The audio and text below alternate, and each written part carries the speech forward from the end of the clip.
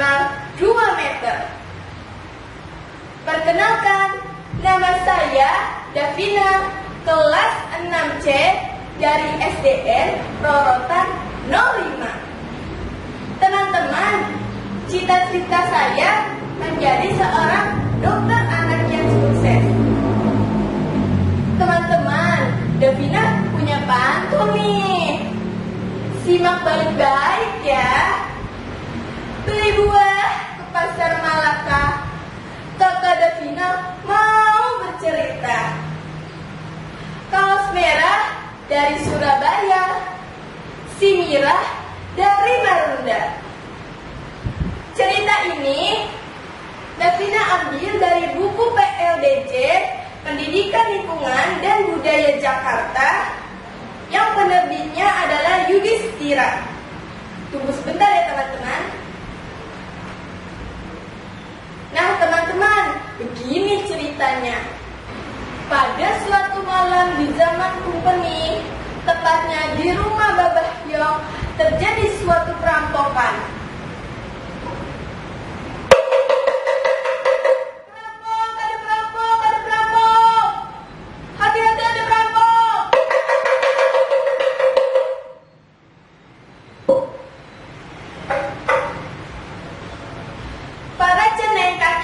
Babah Hyong ada yang terkapar tidak sadarkan diri, dan ada juga yang tangan dan kakinya tulangnya patah.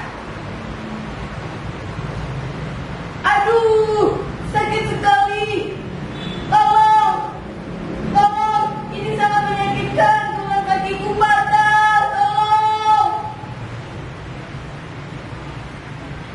Sedangkan Babah Hyong sendiri terikat pada sebuah tiang di ruang tengahnya. Hanya, lepaskan Oe lah, lepaskan Oe. Barang-barang dan perabotan di rumah Babah Hyong hancur dan berantakan. Barang-barang milik berharga Babah Hyong diambil oleh kawanan perampok. Setelah mendapat laporan warga, malam itu juga penguasa daerah Kemayoran, Tuan Ruis, yang dibantu dengan Nadir Bek Kemayoran serta opasnya mencari petunjuk bekas-bekas perampokan. Menurut hasil tempat olah kejadian perkara, Tuan Ruis menyimpulkan bahwa perampokan ini disebabkan oleh ulas Asni. Tuan Ruis memerintahkan kepada Bek Kemayoran untuk menangkap Asni. Keesokan harinya, Bek Kemayoran datang ke kantor Tuan Ruis dengan membawa seorang pemuda yang gagah dan juga tampan, yang kedua tangannya terborgol di belakang. Tuan, ini adalah orang yang kau cari. Good. Langsung saja masukkan dia ke penjara sekarang juga. Baik, Tuan. Oleh karena tidak bersalah, Asni keberatan untuk dimasukkan ke penjara. Asni menjelaskan kepada Tuan Ruis bahwa dirinya pada malam itu hanya di rumah saja. Tuan Ruis, sebenarnya pada malam itu aku hanya di rumah saja dan tidak pergi kemana-mana. Tuan Ruis pun membebaskan Asni, walau dengan satu syarat. Baiklah, jika kau mau kau bebaskan, kau akan kuberi syarat. Syaratnya adalah kau harus mencari pelaku perampokan yang terjadi di rumah Babah Hyong. Jikalau kau tidak menemukan perampok yang sebenarnya, maka kau akan dipenjara. Tanpa pikir panjang, Asni menyetujui syarat itu. Karena Tuan Ruis takut kehilangan muka di depan masyarakat, Tuan Ruis pun memerintahkan Asni untuk menangkap pelaku perampok yang terjadi di rumah Babah Hyong. Lalu di lain tempat, yaitu tepatnya di Desa Marunda, ada seorang gadis yang sangat cantik bernama Mira. Beh, beh. Begitulah Mira memanggil ayahnya. Ayahnya Mira bernama Bang Bodong.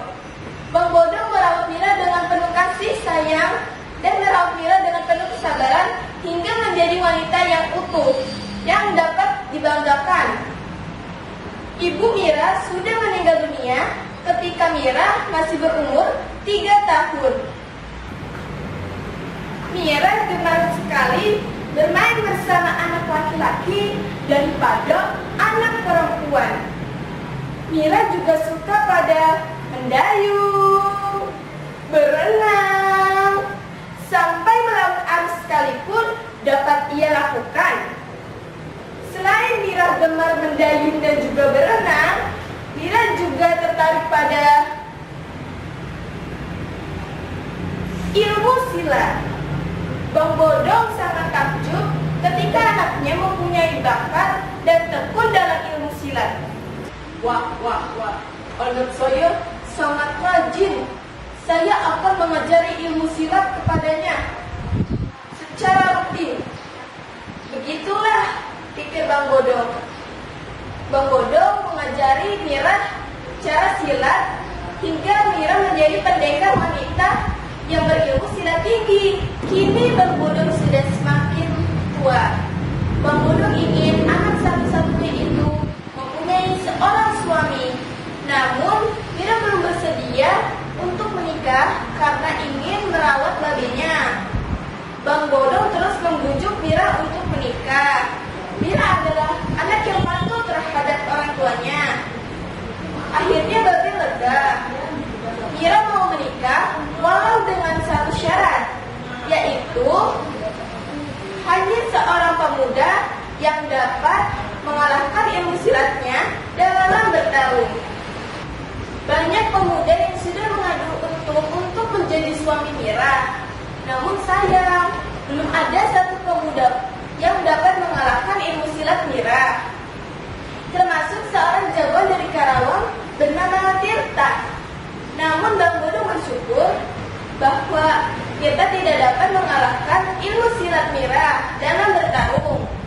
Tirta adalah seorang jagoan yang menyalahgunakan ilmu yang ada dalam pada dirinya untuk tujuan yang tidak baik, yaitu untuk merampok. Sampai suatu hari ada pemuda gagah dan juga tampan. Pemuda itu bernama Asni.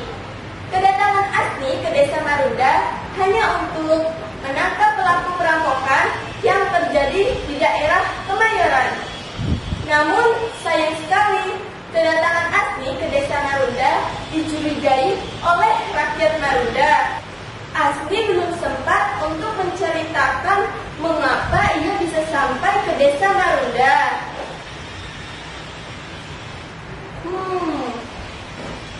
Namun anak buah Bang Bodong langsung menyerang Asni.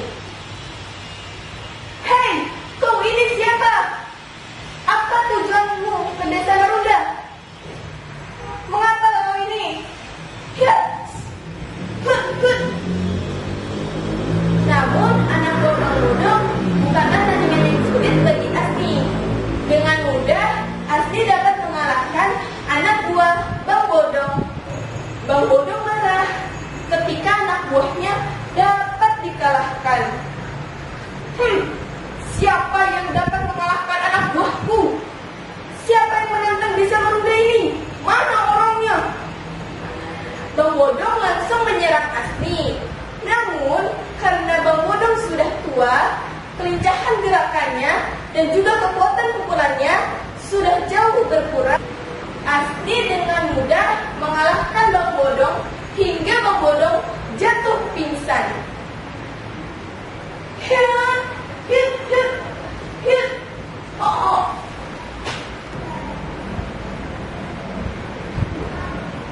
Berita kekalahan yang Bang Bodong menyebar ke seluruh desa Marunda, termasuk Mira.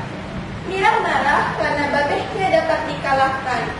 Mira menantang Asni untuk bertarung dengannya. Asni malu bertarung dengan Mira karena Mira adalah seorang perempuan. Namun karena terus didesak, akhirnya Asni menerima pertarungan. Sampai akhirnya ada pertarungan antara Asni dan juga Mira. Dalam pertarungan, Mira dapat dikalahkan oleh Asni. Akan tetapi, Bang Bodong merasa sangat gembira. Mengapa ya teman-teman? Bang Bodong merasa gembira karena akhirnya ada juga pemuda yang dapat mengalahkan ilmu silat Mira dalam bertarung. Bang Bodong meminta Asni untuk menjadi menantunya. Akan tetapi Asni menolak karena kedatangannya ke desa Marunda hanya untuk mencari pelaku perampokan yang terjadi di Kemayoran dan tidak untuk ikut sayembara. Namun karena Bang Bodong membujuk dan memberi pengertian kepada Asni, akhirnya Asni mau menerima untuk menjadi menantunya. Teman-teman tahu tidak? Sebenarnya Asni sangat menyukai kecantikan Mira dan kagum terhadap ilmu silat Mira yang tinggi. Pesta pernikahan pun dilaksanakan dengan sangat meriah. Ada gambang kromong, lagu-lagu adat Betawi, dan acara adat Betawi lainnya. Banyak tamu yang datang ke pesta pernikahan Asni dan juga Mira. Di antara sekian tamu yang datang, Tirta mengucapkan selamat kepada Asni dan Mira atas pernikahannya. Namun kedatangan Tirta ke pernikahan Asni dan Mira diketahui oleh Bek Kemayoran. Bek Kemayoran langsung menyerang Tirta. Namun Bek Kemayoran bukanlah tandingan Tirta, sehingga Bek Kemayoran tewas di tangan Tirta. Mengetahui kejadian itu, Mira langsung menyerang dan mengejar Tirta. Untungnya Mira dapat menangkap dan mengalahkan Tirta. "Hai Tirta, berani-beraninya kau mengganggu pesta pernikahanku." Ya, Tirta pun kalah dan terjatuh. Asni heran, mengapa ada orang yang mirip dengannya. Asni segera menghampiri Tirta.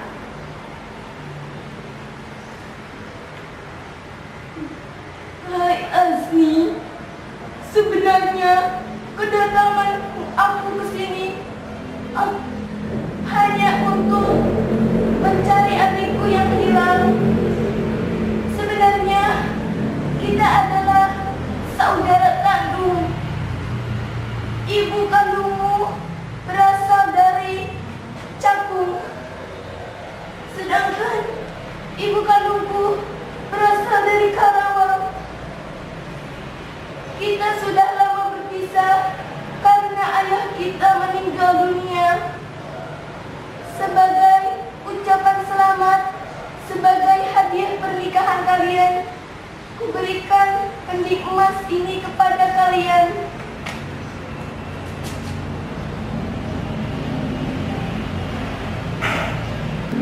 Asni dan Mira hidup bahagia selamanya.